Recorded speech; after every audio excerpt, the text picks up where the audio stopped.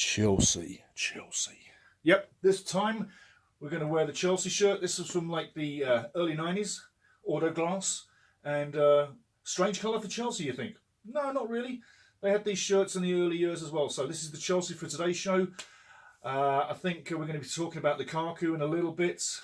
I'll tell you what, let's start with Lukaku, because that move from Milan to Chelsea, I really think that just made Chelsea big title contenders. I think number one, number two in the Premier League is definitely either Man City or Chelsea. But Chelsea have just, bang, given themselves a massive boost. When you look at the firepower Chelsea's got, they got lions roaring. No, I tell you, Chelsea's really moving in the right direction. So, you know, let's see how it develops. But on the weekend, Chelsea is playing, let me think now, Arsenal. And it's at Arsenal, at the Emirates. Bad day, Arsenal. Get ready for a bad day. Get ready for the pressure on Arteta. Get ready for that club to be in turmoil again. And get ready for it to be earlier than last year. Chelsea will batter Arsenal. I really feel it. Anyway, we'll get to that in a little while. Starting off now, Harry Kane. 2 games he hasn't played. If he doesn't play this weekend, that's going to be 3 games that he hasn't played, yeah? So Harry Kane's got to play. No, he doesn't.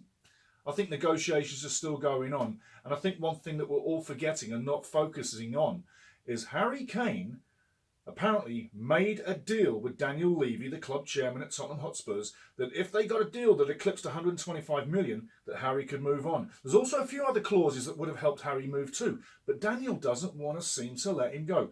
Look for that really to get done in the next 48 hours, especially after the weekend.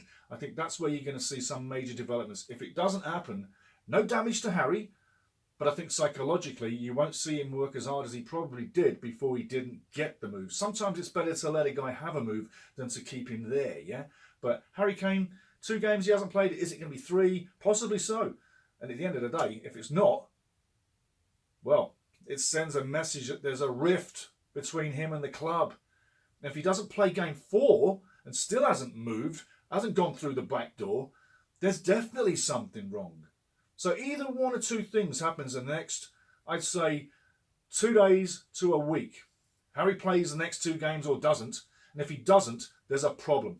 And I'd look for Harry to go to leave Spurs and go to Man City if that's the case. I really do. I got a feeling that Levy has really angered Harry, and Harry's a man of principle, and he made that deal, handshake deal, with Levy apparently, and now Levy's walking back on it. So let's see how that goes. Now, back to Lukaku. He was there as a young kid, a good friend of mine in Chelsea. I talked to him when Chelsea let Lukaku go the first time. And I said, you know what, it's a mistake. It's a mistake. He's young. He needs to stay here behind Didier Drogba and the likes of to get that experience and bring him through slow. He's absolute quality, but he needs time. Now, when they let him go, it was all because, no disrespect, Romelu, he wanted first-time football. Yeah, that's his first name, Romelu Lukaku. Romelu wanted first-team football. He wasn't getting it at Chelsea enough. He went to Everton. It worked out. He played great at Everton. It was a great deal. Scored loads of goals. Looked $1 million. I mean, when he was at Everton, wow, he looked as good as he could have ever been. And when he was at Milan, he looked brilliant. And by the way, when he was at Manchester United, he was pretty well top-draw striker. Why did they let him go? I don't get it. What a big disrespect that was to Lukaku from Man United when they just ushered him out the door. Absolutely, totally disrespected Lukaku when they did that. But we're not going to stay there. This time around, Lukaku's coming in. Chelsea away at Arsenal. I think Lukaku is just looking to hit the back of the net and hit the ground running and really start a great season for Chelsea, because I think he can. And I think, like I say, he's now made Chelsea contenders with Man City in first and second place with Chelsea. It's going to see who wins that battle. And third and fourth place, I've got a feeling it's between Man United and Liverpool. Things have changed a little bit. Spend some money, make it happen. United's trades haven't changed their team that much. Okay? They've had a good pick-up at Varane at the back and Jadon Sancho on the side there. But it hasn't really changed the elevation of that club. It's raised it a little bit, but not massively. Well, Lukaku, with what Chelsea already have, that takes them to the next level. And Man City, the striker problem, once they land Kane, Chelsea and Man City, it's like 2 big boxes just going for it. It's going to be fantastic. So look for that to sort of keep going. Another little thing quickly, Mason Greenwood, Man United. As a young teenager, he scored 32 professional goals. Lionel Messi, as a teenager, only scored 26. Greenwood is not even 20 yet. Just a food for thought for you Man United fans out there, how good this kid might well become. Because Mason Greenwood, like I said, 32 goals and Messi had 26. That's pretty good. Now, going back to last weekend, the scores on the doors, I was quite happy with how it turned out. We got 6 wins out of 6, 2 perfect scores. We took 2 draws. And we took 2 losses, which means we're 80% for game 1. So that's pretty good. 80% tipping on game 1.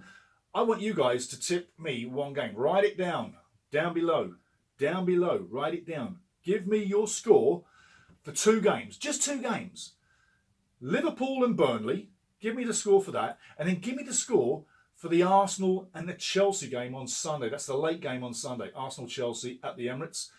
I think it's a black eye for Arsenal. But you know what? They could probably win that game. Anyway, Liverpool-Burnley, I want the score from you guys. Write it down below, please.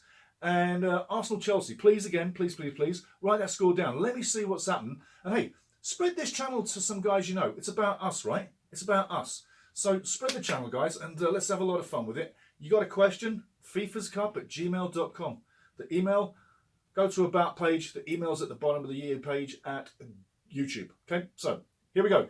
80% last week. I'm hoping to stay good. That's a good number to start with, but the pressure's on me to keep it there. So, going to have to try it. First game up. Liverpool taking on Burnley. I can only see one outcome. 3-0 to Liverpool. And Burnley will give a total man working display, but quality. Liverpool's got the quality. Liverpool win 3-0.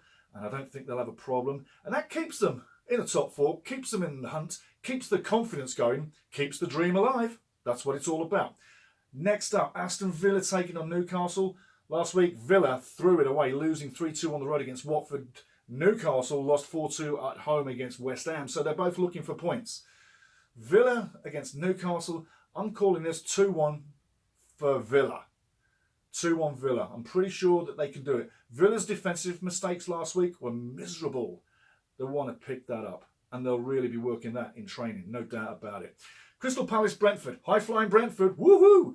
Kicking butt, taking out the Arsenal 2-0. Well, this week, I think Palace is a more consolidated defensive unit than Arsenal. They've proven that over the last few years because that's the way they've actually survived. They got no teeth up front. It's all midfield and defence at Palace.